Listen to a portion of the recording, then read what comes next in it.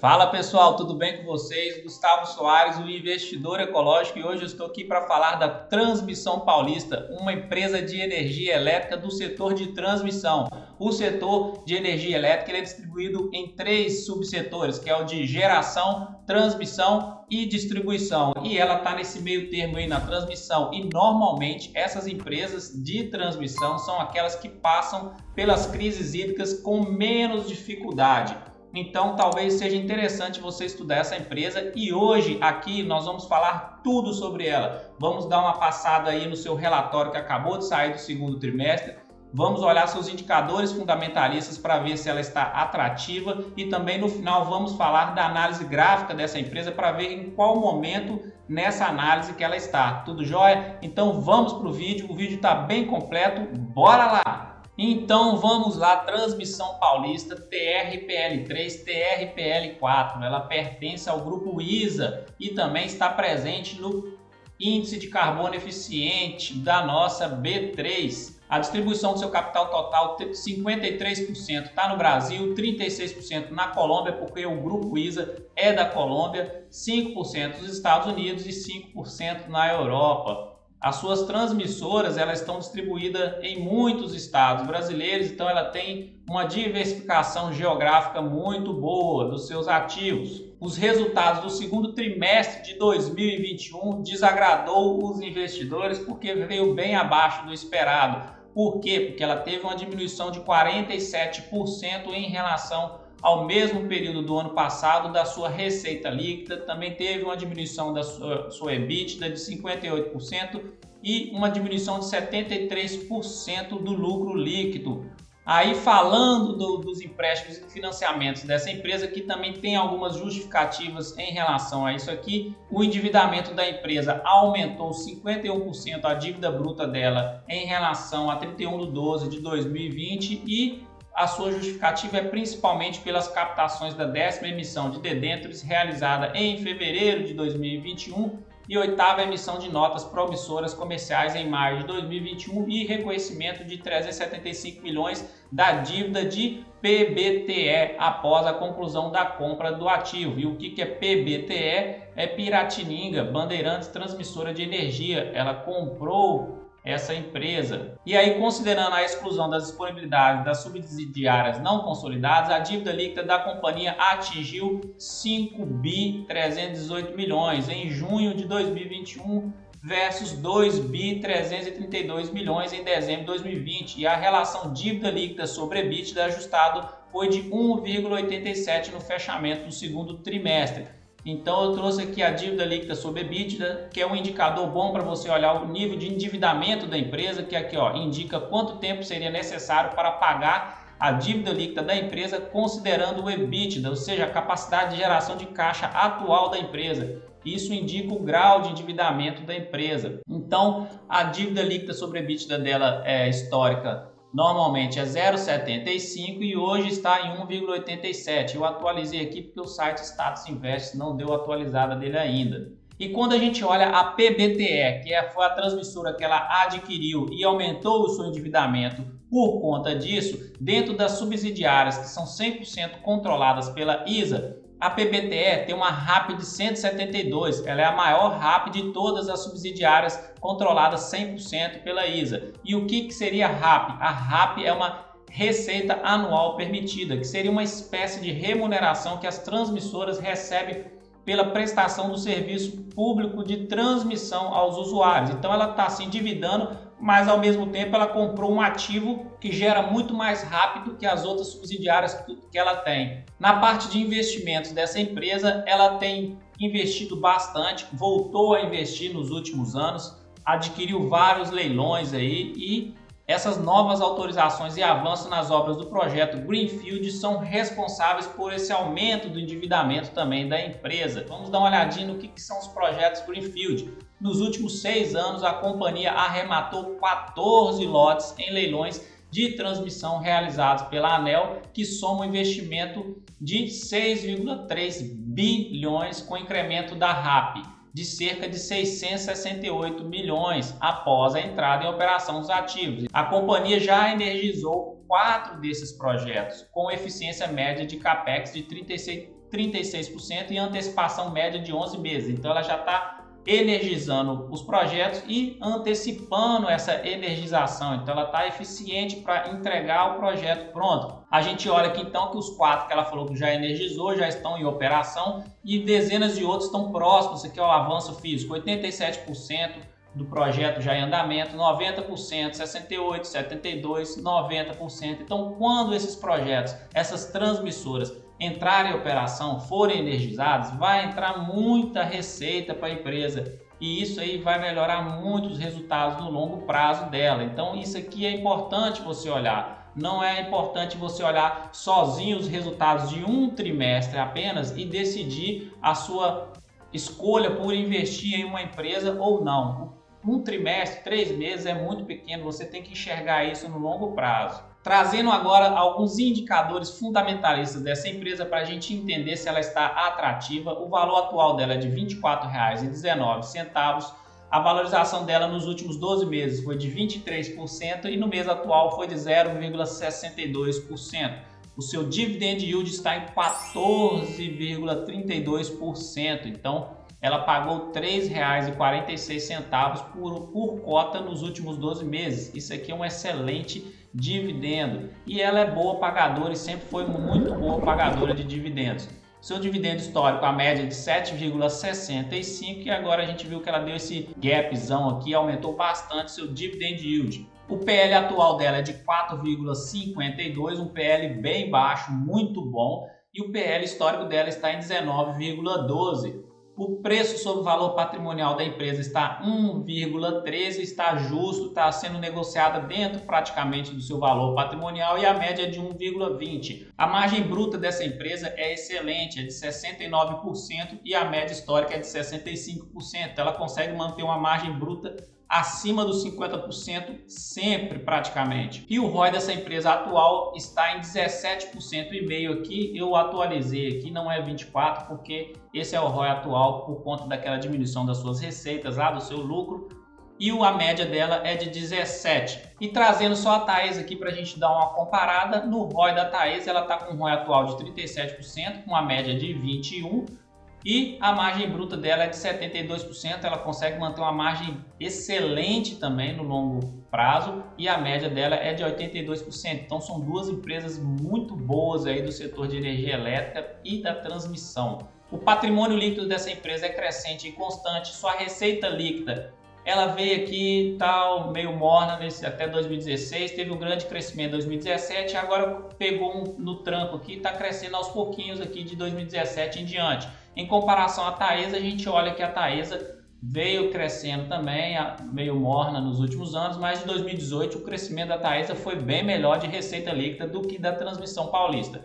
O lucro líquido da TRPL veio um lucro líquido crescente também, está um lucro líquido legal de 5, 6 anos para cá, e da Taesa também está um lucro líquido muito bom, mas o crescimento também da Taesa foi bem melhor do que da TRPL4. Então a Taesa está aí mostrando um serviço legal também e é outra empresa que vale a pena ser estudada, tá bom? A dívida líquida da TRPL é uma dívida líquida que de 2017 para cá começou a aumentar, era uma dívida constante e baixa nos últimos anos, mas aumentou de 2017.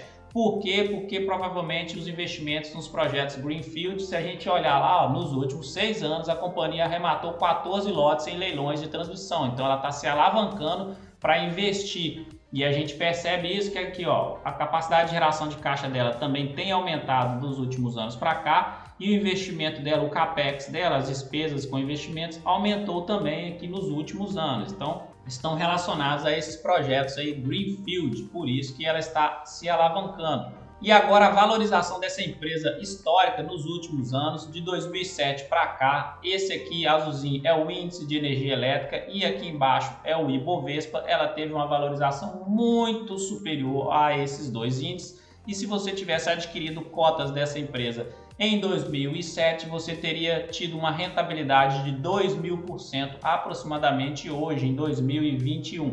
Então, é uma empresa que mostra serviço, está passando agora por esse momento de crise hídrica que está afetando todas as empresas de energia elétrica, mas eu falei lá no início que empresas de transmissão, por exemplo, elas conseguem passar por crises com mais facilidade. Então fica de olho nessa empresa, na Taesa também, que vale a pena. Mas agora nós vamos passar para outra tela aqui para olhar a análise gráfica dessa empresa. Bora lá! Então, olhando o gráfico mensal dessa empresa, só para a gente ver um canal de tendência que ela está nos últimos anos aí, ela está dentro deste canal de tendência e bonito, está respeitando o canal e está indo embora. Então, não tem muito o que falar dessa empresa aqui em relação ao gráfico mensal. Só vamos dar uma olhada no MACD dela mensal para a gente ver. Tá aí, ó, mostrando a convergência das médias móveis aqui, a força compradora tá aqui, tá bonito.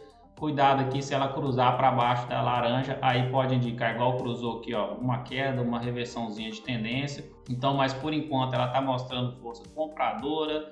Índice de força relativa tá descendo, tem que tomar cuidado. Ainda a força compradora está presente, está mais forte do que a força vendedora, porque está acima dos 50% aqui, mas está descendo. Então tem que tomar cuidado, mas continua nessa tendência grande de longo prazo. Pode ser que ela desça para vir tocar na média móvel aqui de 17 períodos e retomar sua força e continuar crescendo.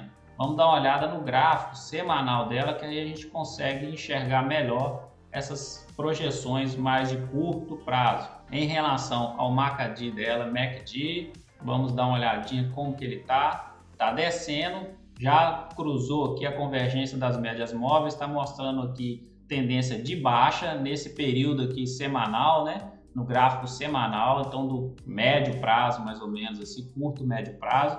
Então tá descendo, tá quase chegando no seu ponto baixo aqui e pode ser que chegando aqui ela reverta a tendência. Então aqui no gráfico semanal pode ser que ela venha buscar essa média móvel de 72 períodos, que seria aqui aproximadamente na casa dos, vamos botar aí 22, 23 reais aproximadamente, se ela vier a corrigir aqui. Se ela corrigir do jeito que o retração de Fibonacci fala, ela viria corrigir aproximadamente, o normal seria aqui, ela corrigiria aqui ou no de cima que eu olhei lá. Vamos apagar só para a gente ter uma ideia. Então, dentro do gráfico semanal, na retração de Fibonacci, ela poderia corrigir dentro dos 22,80 ou dentro dos 21. E aqui em cima é a sua resistência maior que ela tem para passar, que está em 27,27, 22,90 é um bom suporte, que teve aqui esse suporte aqui de baixo. E o índice de força relativa dessa empresa no gráfico semanal está como? Vamos dar uma olhada. Está mostrando força vendedora, ultrapassou os 50%, então a força vendedora está ganhando da força compradora, então ela está em tendência de baixa aqui nesse gráfico semanal no curto médio prazo. Então bem provável que ela vai vir buscar aqui embaixo, então principalmente depois desse resultado aí que não foi satisfatório do segundo trimestre. Então bem provável que ela vai buscar os 22, 23 reais aqui nos próximas semanas, nos próximos meses aí. Olhando o gráfico diário da empresa, no gráfico diário da empresa, o que a gente tem do MACD dela? O gráfico diário está bem aqui embaixo, acabou de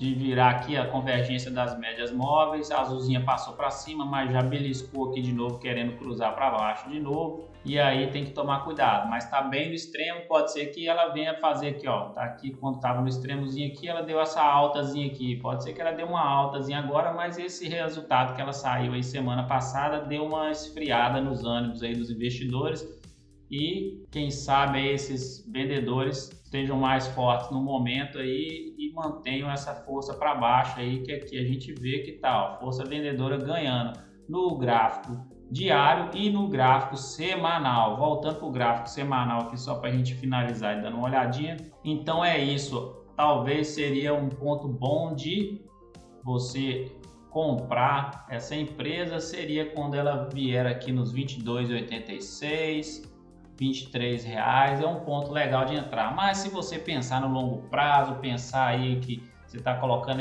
a ação para o bolso para ganhar seus dividendos, então não existe esse momento bom, certinho de comprar não. O que importa é fazer os aportes mensais. Só que eu gosto de usar análise gráfica para fazer esses pontozinhos de entrada aqui. Eu vou refinando com os gráficos mais curtos, diário e tal, para ter um ponto legal de entrada, e normalmente eu utilizo esses pontos que são assim, ó, esses pontos quando eu olho aqui, principalmente no MACD, que são esses pontos que estão mais aqui embaixo. Quando ela está aqui embaixo, aqui ó, cruzou a linha azul para cima da laranja, são os pontos que eu dou entrada mais ou menos nos ativos e aí deixo, não vendo não, comprei e deixo por longo prazo, são empresas que eu compro por longo prazo.